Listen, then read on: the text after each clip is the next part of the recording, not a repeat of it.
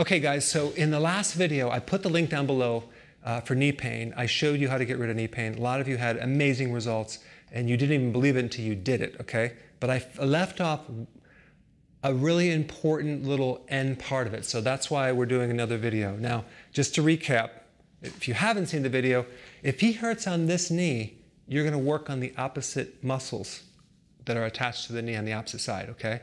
If he hurts on this knee, you're going to work on these muscles over here, okay? And watch the video just so you know what I'm talking about, because there's a whole electrical circuit that this side's connected to this side. The hip bone's connected to the thigh bone, etc., right?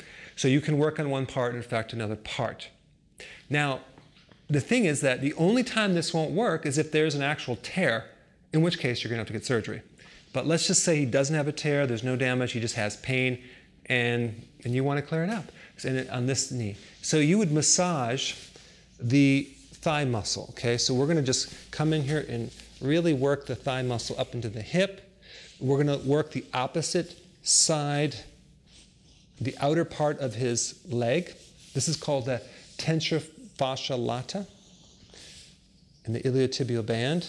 There's a muscle up here, tensor fascia lata, and you're going to work all that out up into the hip. And again, definitely watch the other video because I go into it a little bit more and I show you how to do it on yourself.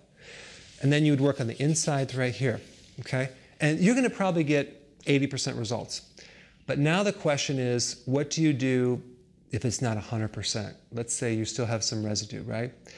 So you've done the technique, and then what you're going to do is you're going to reassess it and see where it hurts. You're going to find that the pain's going to be improved, but he still might hurt on the outside, or the front part, or the inside, or even the back part, okay? So what do you do if that happens? All you do is you isolate where it is, and you do the mirror image, okay? More. So if he says, wow, it feels better, but it still hurts on the outside, then I work on the outside of this leg, the muscles up into his hip more, okay? So I'm gonna work on these muscles right here, and if I work on this side, it mirrors this side, and this side will start feeling better. He'll feel more circulation.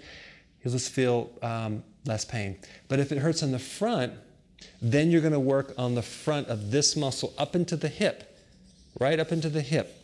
And you're going to find knots that are going to be really sore. And that means you're on the right spot. And the more I do the front part here, the more this is going to feel better. Now, let's say it's the inside, right?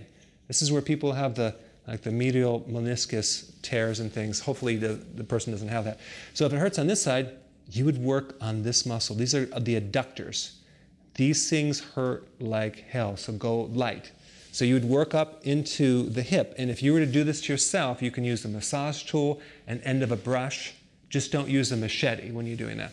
So we come up into here and we work on these muscles, and you're going to see all this pain just kind of clear right up.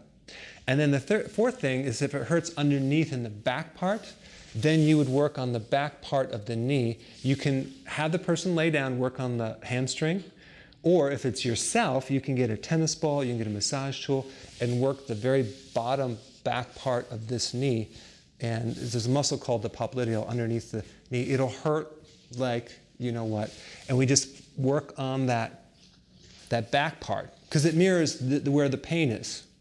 Okay, so does that make sense? Everything you have to, basically you just want to work on the mirror image of everything and you'll get rid of that pain, okay? One last little trick, little secret, you got to promise not to tell anyone this one, because this is pretty cool.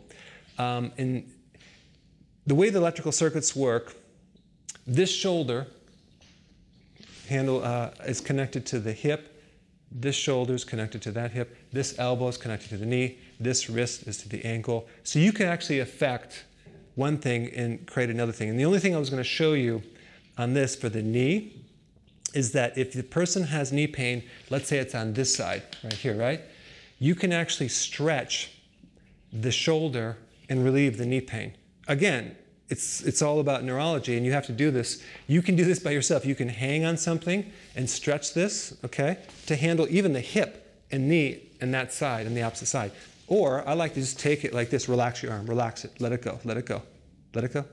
Okay, let it go, let it go.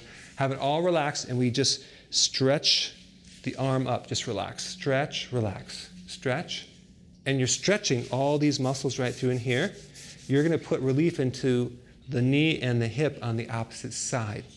Okay? You can even massage up underneath that shoulder and work on this shoulder to help the hip and the knee on the opposite side, and even down into the elbow you can work on that. So again, these are just little tricks that I've done on clients that they're quite amazed to relieve pain. And go ahead and try them, and put your comments down below and tell me how it worked. Press it. Forget it, I'm done. Press the subscribe button and I will keep you updated on the future events.